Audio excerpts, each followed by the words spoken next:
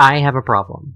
My KitchenAid mixer is starting to struggle with dough and is starting to make some pretty horrible noises when I'm running it. Let's take a listen.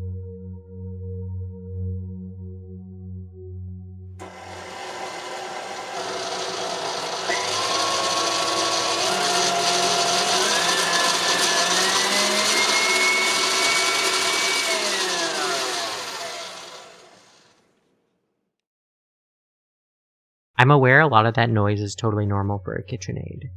This one has clearly been well loved, and I would love a new mixer, especially one that doesn't struggle with doughs quite as much. Unfortunately, that's not in the cards, so let's go ahead and jump on in and start taking this thing apart. I've known for a while that I needed to do some maintenance on this machine, but I've been putting it off for ages. It's one of those things that it just kind of works, and then suddenly when it doesn't, you're kicking yourself for not having done it earlier. If you're looking for a step-by-step guide on how to disassemble these machines, iFixit is a fantastic resource. I cannot recommend them more. You'll see in just a moment that I am also using one of their tool sets. It's a fantastic buy, and typically one of the first things I reach for when I need to repair or take something apart. I recently did a shell swap on my Steam Deck, and I used this exact set, and it came with almost everything I needed. Let me know if you want to see more of that. Other than being a little greasy and grimy, most everything came off pretty easy.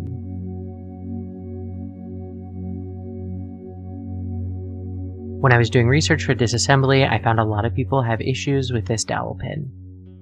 Fortunately, hitting it with a little bit of WD-40 helped a lot. I also don't recommend using an awl to try to punch out the dowel. I didn't want to go get another tool, and despite marring up the surface a little bit, this worked just fine.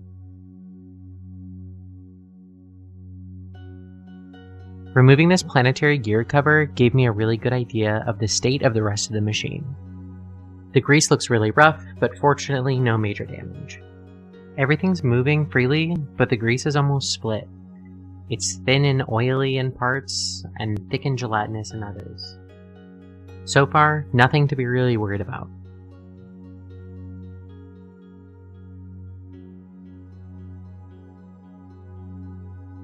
So this was actually one of two KitchenAids that my household had up until recently.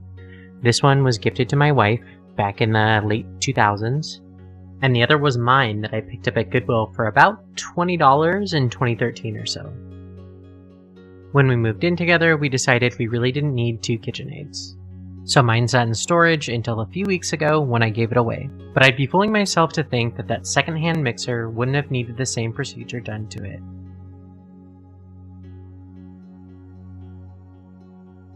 I went back and forth on whether to order a new back motor cover for this machine, as this one is scuffed and scraped pretty badly. That being said, it does give the machine a little bit more character. Maybe not good character, but character. We're getting pretty close to the reveal of the state of the internals and the grease, and I really can't overstate just how bad this smelled. I definitely didn't expect the grease to smell good when I opened up this machine, but I also didn't really expect it to smell horrible. Here's my live reaction. Oh, gross. I'm no expert, but I really don't think it's supposed to elicit that kind of response. Or be all clumped up at the top there. With the machine open, I can start to inspect the gears and see if there's any excessive wear or missing teeth. And despite the smell, it's actually in great shape. Which is a good thing for sure, but unfortunately for my nostrils, I do have to get this cleaned up.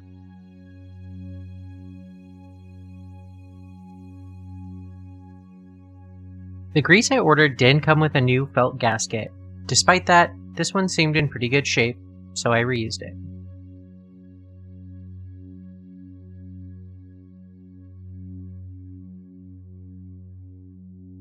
Next comes removing all of the old grease. What I found that worked best was really just grabbing big clumps that I could get with my gloves, followed by wiping everything down with paper towels. I guess there's a risk with paper towels that they could get clogged up in the teeth and not come out. I don't know, generally gum things up. This is what worked for me. I'm going to go ahead and fast forward most of this cleaning because it really is just getting rid of this old disgusting grease.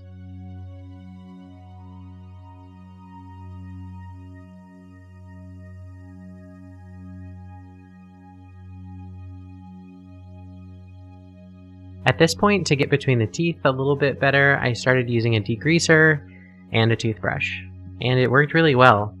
That being said, I'm not sure of the food safety of degreaser, so I can't really recommend this.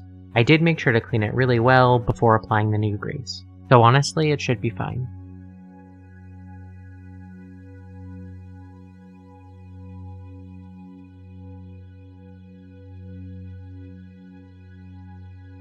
Earlier I mentioned really wanting a new mixer, specifically an Ankerstrom. It's a Swedish mixer that's known for having more torque and handling doughs a little bit better than a KitchenAid. Like KitchenAid, their design is iconic and has not changed for a very long time. Unlike KitchenAid, they do have a bowl that rotates instead of a motor over the top. It's a pretty cool design, and I'd love to have one, but unfortunately they are pretty far outside of our price range right now.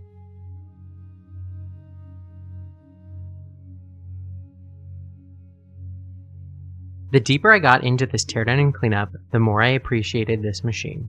It's pretty durable, and from a repairability standpoint, it seems absolutely incredible. There was no maintenance done to this machine since it was brought brand new, and it just kept chugging along. In a day and age where other appliances like washing machines and refrigerators are essentially unrepairable, and thus considered semi-disposable, it's pretty awesome that the standard for kitchen mixers is so easy to work on.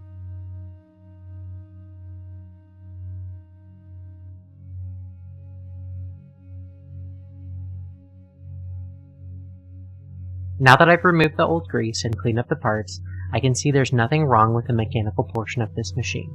The teeth don't have excessive wear, there aren't any missing, and it spins freely.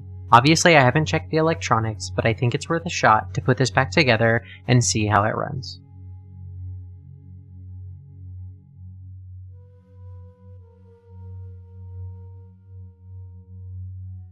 This new grease was a product that I found while searching on Amazon. It's supposed to be specifically formulated for kitchen mixers, and honestly, it doesn't smell at all, which is a big win. Hopefully I don't have to disassemble this machine again and it just works. If I do, it won't be nearly as bad as it was before.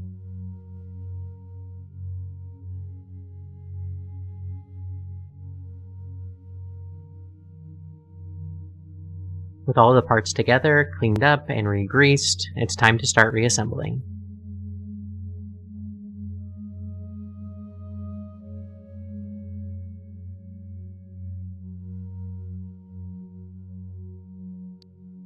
Growing up, I was always the kind of kid who wanted to take apart everything in the house, whether it was the family computer, the microwave, whatever I could get my hands on. I'm sure it was super annoying for my parents, but honestly, it helped me develop mechanical skills and kept me curious. Despite that, I do get nervous putting things back together. Some of that anxiety is okay, but I get worried that I left something out or I ruined a part without noticing. Fingers crossed we are good and I didn't break one of my most used kitchen appliances. All that being said, this is a very approachable project and something that anyone can handle if they follow the instructions and take their time.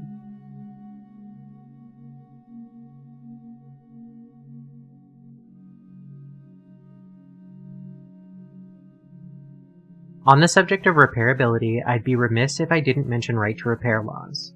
Currently, the state I live in does have right to repair laws, which means manuals have to be made available, as well as replacement parts. This means that if an issue comes up with a machine I own, I don't have to seek the manufacturer's permission to fix it. I mean, I own it, right? Despite right to repair laws being introduced in every US state's legislature, it has not become law across the whole US yet. Without right to repair laws, manufacturers can use proprietary parts that aren't available to the public and void warranties for even opening up your device. They can even deploy software that locks the device if unauthorized repairs are made. Even if you don't like taking things apart like me and would rather have someone else fix your appliances, neighborhood repair shops can only thrive when they have fair access to parts and repair documentation. So please reach out to your local representatives and voice your support for Right to Repair Law.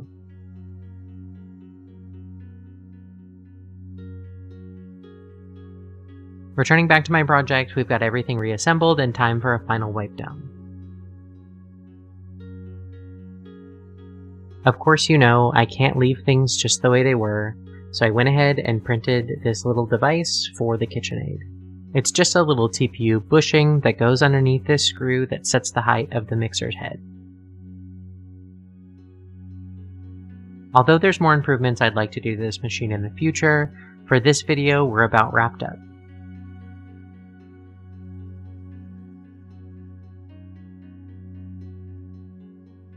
Let's take a listen and see if it's any quieter.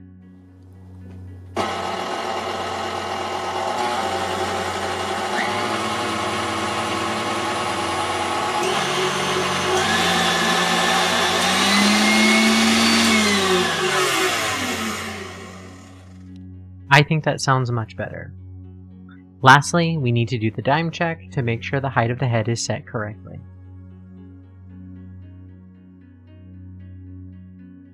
Looks good to me.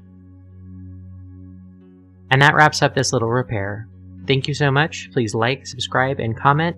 And I've got a few more projects in the works, so I'll be back soon. Thank you.